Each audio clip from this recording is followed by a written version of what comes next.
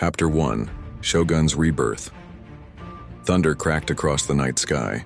The cries of a newborn echoed inside a quiet hospital room on the outskirts of Tokyo. Doctors rushed, nurses whispered, and outside the window the stars themselves seemed to tremble. The child's eyes opened. Unlike any infant, they glowed faintly with crimson gold light, as if galaxies were swirling within them. For a moment, the world froze.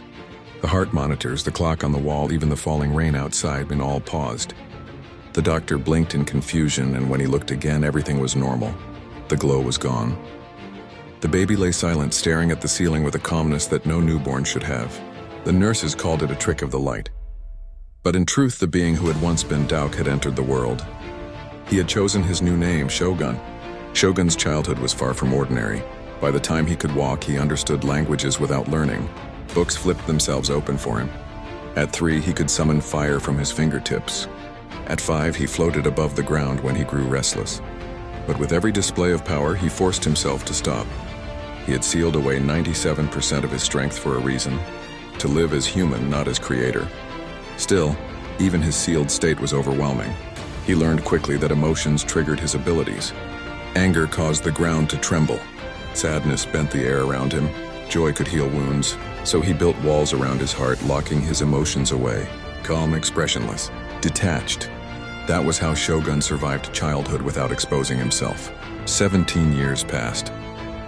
Now a young man, Shogun, his black hair, stood in front of a mirror, adjusting the collar of his black uniform.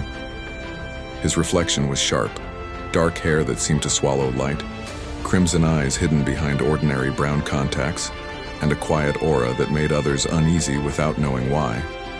On his wrist gleamed a silver badge, Academy of the Energy Elite, the most prestigious school in the world, where only the most talented cultivators, warriors, and hunters trained to face the horrors of the 10 portals. It was a place of legends where nobles of the blood-born families and prodigies of the guilds gathered. And now Shogun would walk among them. He closed his eyes. For a moment he felt the pulse of his power sealed deep inside, the truth that he was still the creator, the outer-versal being, the god above gods. Even now, with only 3% of his strength, he could topple worlds.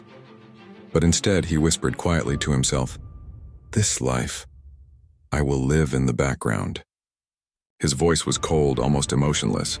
No gods, no demons, no battles of creation, just a student. Yet as he stepped into the morning sun, he could already sense it. The ripple of monsters emerging from one of the lesser portals. A fate he could not ignore, no matter how much he wished to stay hidden. The story of Shogun's second life had begun. End of Chapter 1.